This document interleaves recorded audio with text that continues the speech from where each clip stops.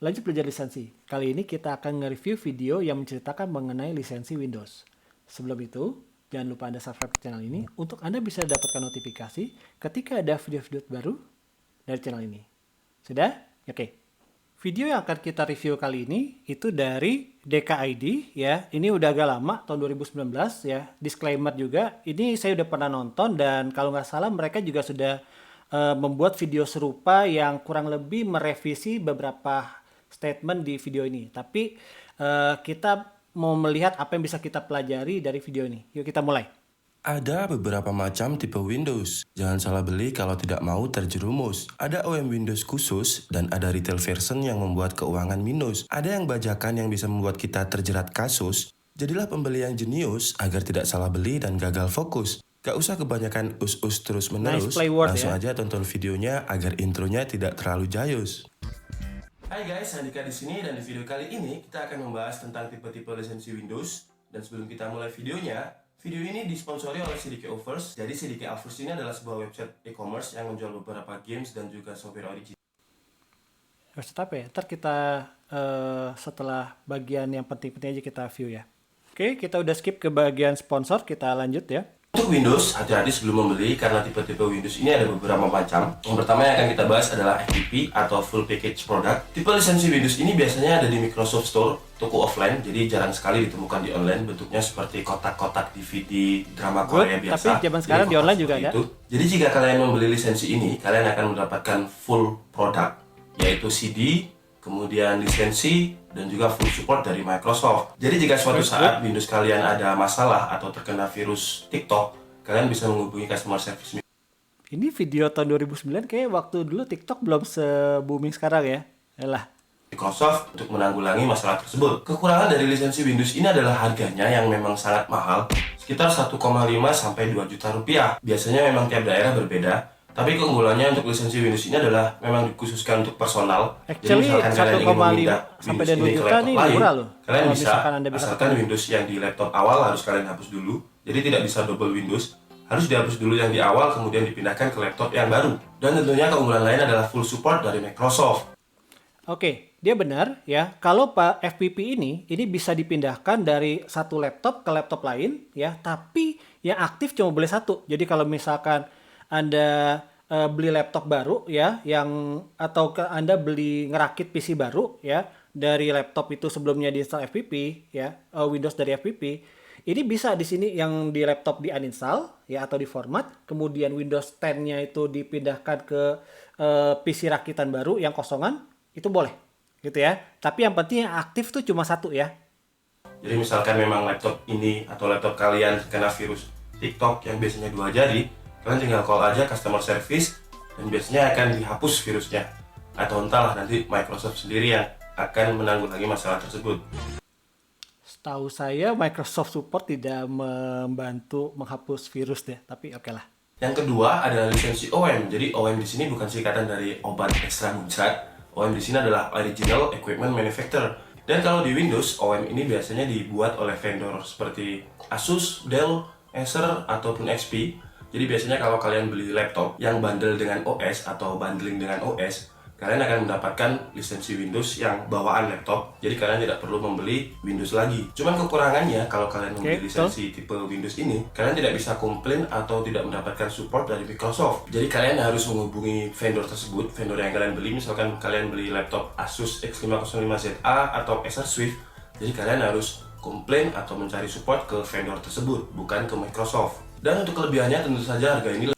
Oke, dia benar ya. OEM ini dia dibundling atau Windows-nya itu menjadi komponen dari laptop gitu ya. Jadi kalau misalkan ada problem itu adalah ke yang membundlingnya itu, dalam hal ini misalkan di sini Lenovo ataupun Dell dan lain sebagainya, tergantung dari manufacturer dari laptop Anda ya gitu ya. Atau Acer Swift, jadi kalian harus komplain atau mencari support ke vendor tersebut, bukan ke Microsoft. Dan untuk kelebihannya tentu saja harga ini lebih murah dibandingkan dengan FPP tadi, karena lisensi tipe ini sudah tercover dengan harga laptopnya di awal. Oke, dia benar ya. OEM license itu cenderung lebih murah dibanding kalau Anda beli kotakan gitu ya.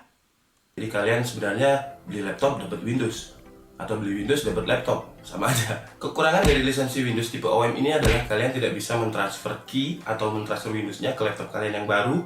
Meskipun lisensi yang di awal laptop ini sudah kalian hapus, tetap tidak bisa, kecuali kalian ingin mengupgrade laptop kalian yang tadi dengan SSD, kemudian membackup Windowsnya dari hard disk ke SSD, itu masih bisa, asalkan syaratnya tetap satu motherboard atau tetap satu laptop. Tapi kalau kalian pindah dengan motherboard yang berbeda, Windowsnya tidak akan ori lagi. Jadi Oke, that's good ya.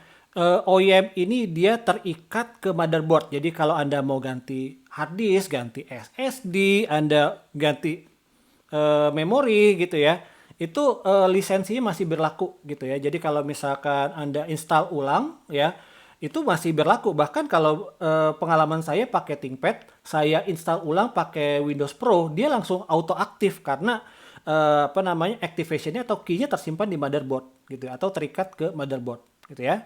Lanjut. tidak bisa dipindah. Bisa dipindah kecuali hanya kalau ini satu motherboard atau kalian upgrade SSD atau ganti hard disk, itu masih bisa dipindah. Yang ketiga adalah lisensi jenis volume. Dan kita sebagai personal, kita tidak akan bisa membeli tipe Windows yang ini. Karena tipe lisensi jenis Windows ini biasanya ditemukan di kantor, di departemen, ataupun di sekolah-sekolahan yang membutuhkan lisensi Windows secara wholesale atau secara banyak. Oke, good. Volume license memang ditujukan bukan untuk perorangan, tapi untuk instansi ataupun korporat gitu ya. Jadi misalkan sekolah kalian ada pengadaan 50 PC, dan PC biasanya kan belum build dengan OS atau Windows seperti pada laptop. Jadi sekolah kalian bisa dealing dengan Microsoft untuk mendapatkan lisensi volume yang tentunya harganya akan lebih murah. Dan juga harganya berapa kita tidak tahu, yang tahu pasti hanya Microsoft dan juga sekolahan ataupun departemen yang mengadakan kerjasama tadi. Yes, pada volume license ini ada semacam bisa terjadi semacam kayak negosiasi secara pricing tergantung dari jumlah yang dibeli. Tapi biasanya volume license ini nggak mengcover Windows ya, kecuali untuk legalisasi. Dan kelebihannya tentu Microsoft jenis ini lebih murah dibandingkan yang dua di awal tadi. Namun kekurangannya kita sebagai personal, kita tidak akan bisa membeli lisensi jenis Windows ini. Dan kalau misalkan ada yang mungkin kerjanya di sekolahan atau kemudian membuat lisensi ini kemudian untuk diaktifkan di PC-nya di rumah, itu sepertinya bisa, cuman menurut saya itu tidak etis. Kalau dibilang legal sih masih legal karena dia ori, cuman menurut saya tidak etis karena diharuskan kita membeli yang personal atau individual, baik yang OEM maupun yang full package produk tadi. Dan yang keempat adalah, ini adalah lisensi yang paling banyak di Indonesia menurut saya ya. Ini adalah lisensi jenis KMS atau bisa dibilang lisensi gratisan. Oke, refer ke video saya yang lain ya. KMS Pico ini tidak menjual lisensi. KMS Pico ini bukan mekanisme Anda mendapatkan lisensi ya. Dia bisa mengaktifkan Windows Anda, tapi bukan berarti Anda mendapatkan lisensi.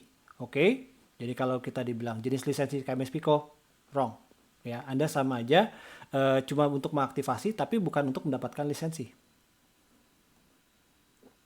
Karena memang tidak bisa dipungkiri harga Windows ini memang masih mahal banget. Kemudian mungkin bagi mahasiswa yang waktu membeli laptop atau membeli PC tidak segera membundling PC atau laptopnya dengan Windows, maka terpaksa harus menggunakan KMS terlebih dahulu agar Windowsnya bisa aktif, biar watermark di sebelah kanannya itu yang activate Windows itu tidak ada. Jadi solusinya bisa menggunakan KMS, tapi kekurangannya ini banyak banget ya. Pertama dari segi teknis Windows kalian akan mudah banget terserang malware atau virus, karena mungkin di KMS tersebut juga sudah ada virus, dan kemudian karena ini KMS. Good one. Anda menggunakan mekanisme aktivasi yang nggak official ya. Resikonya adalah bisa jadi di software KMS Pico itu atau apapun nanti software yang bisa membuat Anda melakukan aktivasi kalau itu tidak official, beresiko untuk ada virus atau malware di dalamnya gitu ya. Kalian tidak bisa menggunakan Windows ini dengan update. Jadi Windows kalian tidak bisa terupdate secara otomatis seperti layaknya Windows original. Jadi kalau kalian pengen update, kalian harus upgrade Windows dulu, download yang lain dulu, kemudian di KMS lagi. Jadi ribet. Kemudian Windows ini kekurangannya yang paling fatal adalah ada pasal tentang pembajakan. Jadi misalkan kalian tidak rela mengeluarkan uang sekitar, mungkin kalau yang OEM itu sekitar 700 sampai 800 ribu ya. Kalau yang di offline store, kalau di Sirika Offers tadi seharga sekitar $14 atau 200 ribu. Itu sudah OEM, cuman kalian hanya mendapatkan lisensi, bukan berbentuk CD. Kalau OEM yang di Oke. Mari kita lihat yang website apa tadi dia bilang? Ya itu tadi deh. Di CDK Offers ini kalian bisa membeli hampir semua software dan game hits yang tentunya akan lebih murah jika dibandingkan kalian membeli di websitenya langsung. Proses transaksinya pun cukup mudah. Jadi misalkan kalian mau membeli Windows 10 Pro, kalian tinggal pilih aja produknya, dan Windows 10 Pro di sini adalah versi OEM yang bisa kalian pindah ke device lain. Oh ya, bisa pindah ke device lain. Tadi kan bilang nggak bisa dipindah ke device lain. Oke. Nah, oke. Jadi bukan OEM yang dijual oleh vendor seperti Asus, Dell, atau bawaan laptop. OEM di sini maksudnya adalah OEM yang bisa ditransfer ke laptop lain. Oke, saya cut di sini mengenai statementnya. Pertama adalah kesalahan OEM itu tidak bisa dipindah ke device lain secara lisensi. Oke, apakah bisa diaktifasi? Bisa kita aktivasi ulang OEM itu ke device yang lain? Possible, ya, bisa. Secara lisensi boleh apa enggak? Tidak, ya, tidak. Dan satu lagi, yang dijual oleh website CDK Offers ini bukan lisensi. Tidak pernah ada kata lisensi di sini. Yang diinstal adalah, yang dijual itu adalah CD key atau activation key untuk mengaktifkan lisensi Anda. Anda mesti punya lisensinya dulu, ya. Caranya gimana?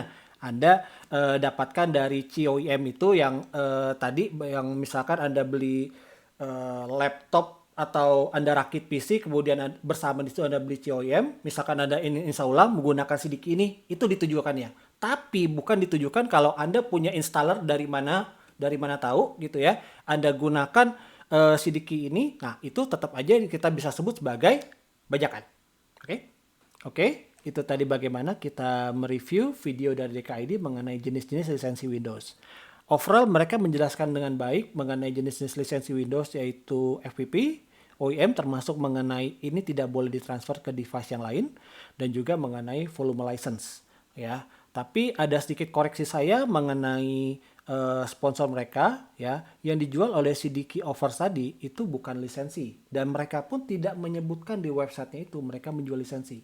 Yang dijual itu hanyalah CD key, ya, atau serial number atau activation key, yaitu mekanisme untuk aktivasi, bukan lisensi, ya. Untuk sekarang itu dulu.